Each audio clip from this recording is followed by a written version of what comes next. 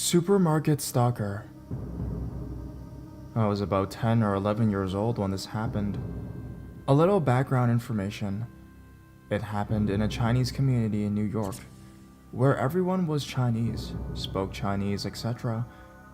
It was pretty safe for kids to roam around, because most of the people there lived there for years, and it was hard to get lost.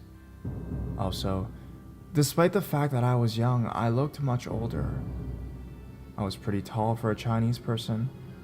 When I was 10, I was about 5'2" to 5'3", and I dressed older and looked older.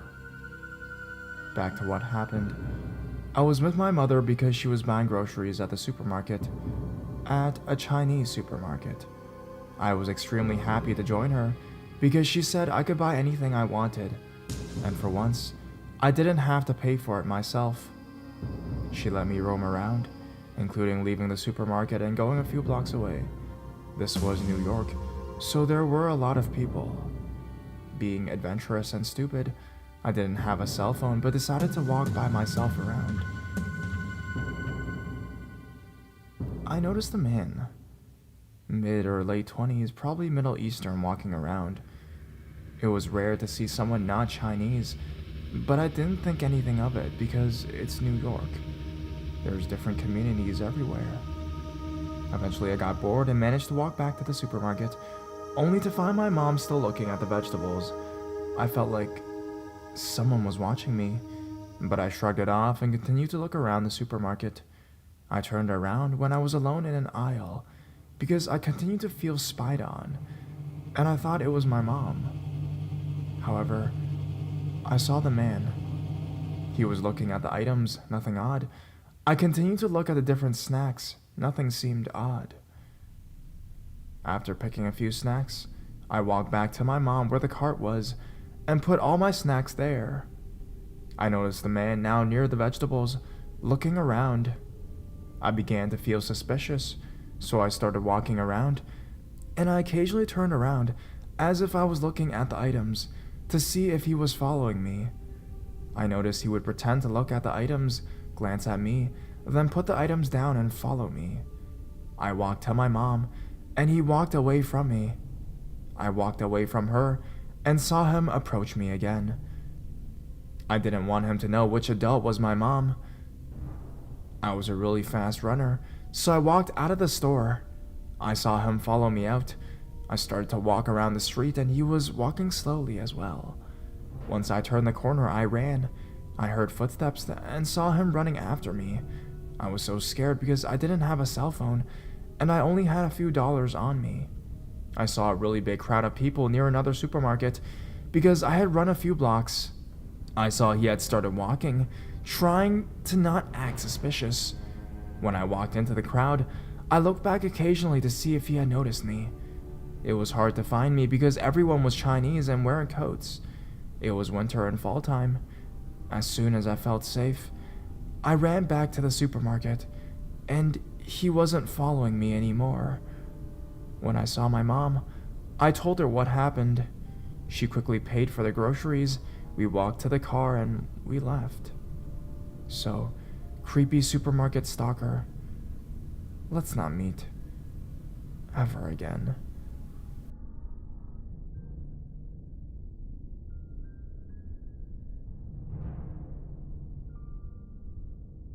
Supermarket close call? I really isn't sure what happened in this encounter, which is one of the reasons I'm posting it here. It isn't very exciting, but maybe other people have had something like this happen, and will post better stories in the comments section. So, it was a cool Sunday morning in Ireland. I had just gone to mass with my parents. This was recently. I was about 18 years old. And I was so hungover I felt like my brain was leaking into my shoes. I was reacting very slowly and sleepily to everything around me, and my limbs felt like jelly.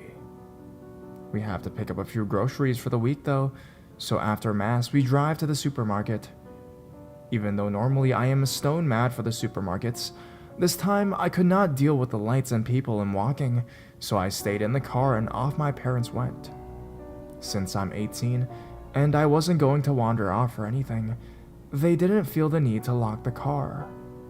10 minutes pass, I'm off in daydream land when slam, someone gets in the driver's seat. I was sitting directly behind the driver's seat, so I didn't really notice at first that the guy in a confined steel vehicle with me was not my father. However, my hungover brain slowly cops on and I see that it's a youngish guy. Short blonde spiky hair and sunglasses. He's fumbling around a bit, and suddenly I realize that he has no idea I'm there. Strangely, I didn't feel afraid, more as if it was a very, very awkward social situation. How do you tell someone they got into the wrong car? I kinda coughed and he didn't hear me, so I ran a hand down my face and, in a still a little bit drunken way, said, Hey, sorry, I don't think this is your car. He spun around, I assume with wide eyes, but they were hidden under his sunglasses. This is when I realized that he could actually be trying to steal the car, and I am kind of a witness to the crime. Actually, I am very much a witness to the crime, but whether he was trying to steal the car or not, my mild tone did not antagonize him, fortunately. Oh, right, he replies. Sorry about that. You know, I'm still pretty drunk from last night. Yeah, goodbye now, I say, getting a bit more freaked, as he hops out of the car. He goes off on his merry way, and I lock the car again. I notice him going around the car park a bit aimlessly, and I wonder if he actually has forgotten which car is his, or if he's trying to steal a car in broad daylight. My parents return, and I tell them the story, making sure to guilt trip them because why not? They took it a bit more seriously than I did, though. I still wonder, though, whether it was an attempted crime or just some drunk dude. He didn't seem all that drunk until I revealed my presence. But even so, a drunk guy shouldn't be trying to drive. Best case scenario, a very drunk driver. Worst case scenario, car stealer. Either way, he can't have been too violent or too ruthless, 'cause he didn't try to intimidate me or anything. Maybe he just wanted an easy crime. What do you people think it was? Leave stories and comments.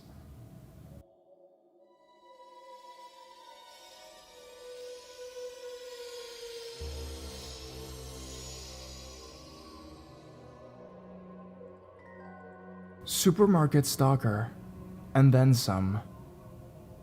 This is my first post on Reddit Let's Not Meet. Well, first post on here ever, actually. I've been reading people's creepy encounters on here for a while, and thought it was perhaps about time that I share my own encounter. For context, I was 16 years old at the time, and also very short and skinny. The least threatening person you could imagine. I just got my first job as a checkout girl at that one supermarket in my small town, which I was really excited about. Also, I lived in England. When I finished my first year at college, I found myself agreeing to every overtime shift that I could possibly do. To be precise, I ended up working the either 4 to 8 p.m., 5 to 9 p.m., or 6 to 10 p.m. every weekday.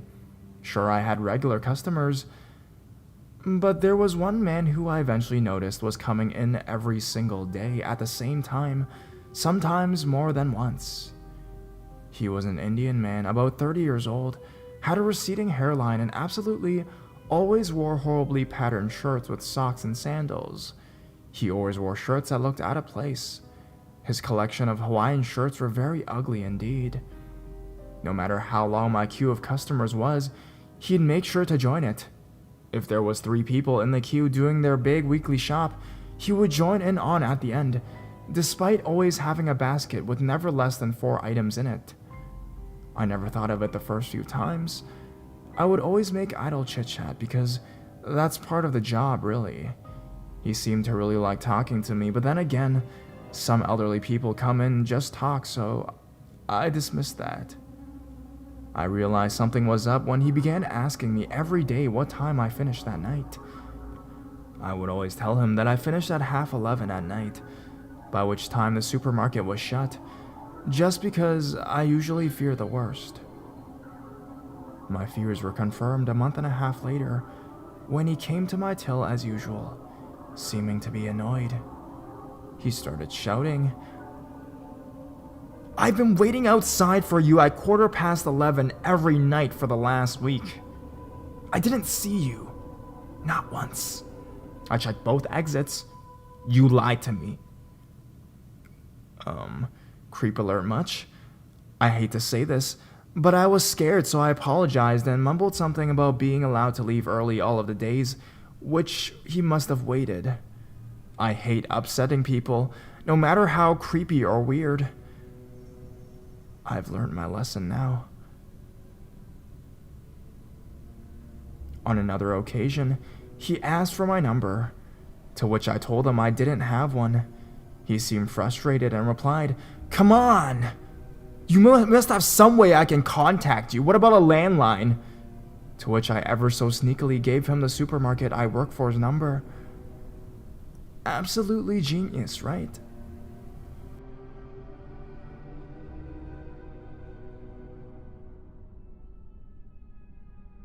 After these incidences reoccurring for about 2 months, I told my supervisor, who kindly would look out for him, and upon seeing him join my till, they would come and take over and let me briefly run away. I didn't want to tell anyone at first because I was new to the job and was reluctant to cause a scene. One of the supervisors told me he handed in a bunch of flowers for me at the customer service desk on a few occasions. Another one of my supervisors informed me that he would often come in on the rare occasions that I wasn't working, look around for me, and perhaps ask someone if I was working. And when he would hear that I wasn't working, he would leave without buying anything.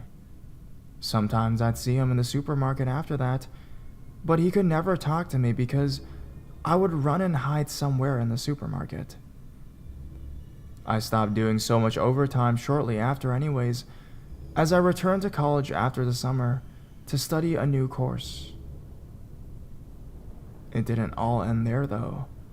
There's only one way to walk into town from my house, which I frequent a lot. There also used to be a small shop I'd walk past on the way, which seemed to sell bags, suitcases, and phone cases that were all generally rather tacky and ugly. I never been in the shop, just seen the window displays. This is important later. I'd always walk home with headphones in, which I now understand is a big mistake. One day I was shuffling home from a day at college, on a rare hot day in England with no headphones in. I could hear someone walking behind me, but out of not wanting to look rude, I held my phone up in front of me, like a mirror, to see who was behind me. So sneaky once again. Anyways, it was my old friend from the checkout staring straight at me. He didn't know that I knew he was behind me though. Despite being 5 minutes from my house, I didn't want to run home and have him know where I lived. Instead, I thought the best idea would be to walk quickly and hide. So that's what I did. I sped up my pace, and once I got round the corner, where he was a few meters behind, I quite literally darted into a bush. Peering out of it, I saw him as he turned the corner. He looked around, slightly confused, and then I heard him shout to someone I couldn't see. "Where is she? Where did she go?" To a man with a similar accent and similarly broken English reply that he didn't know. I hid here for until they walked back past in the direction they came from, and then I ran home. I never once told my parents that any of this was happening. So naive. A week later, I was packing my suitcase for my family holiday, which was a fortnight away, when I broke the zip to my suitcase. My dad said he'd come to the shitty bag, suitcase, phone case shop with me to get a new suitcase, because it was close to our house. Upon entering, I saw my old friend once again. It was his shop.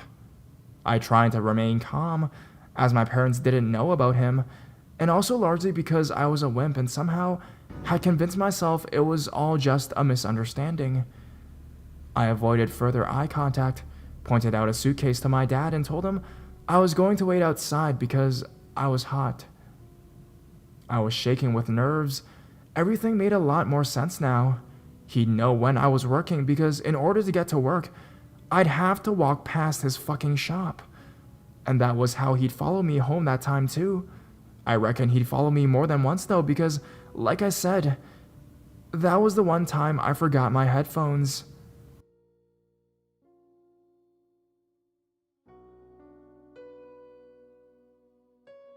When me and my dad got home, I explained everything to him. My dad's pretty scary. He's an ex-football thug who changed his ways when he met my mom. He went straight back to that shop and, from what he says, had a bloody good word with that C-U-N-T and knocked some sense into him.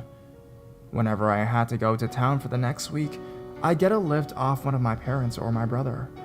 Then, when we returned from our 3-week holiday, the shop and the flat above it was boarded up. I haven't seen the creepy man since, and I've gained a lot more confidence in the year and a bit since this all happened.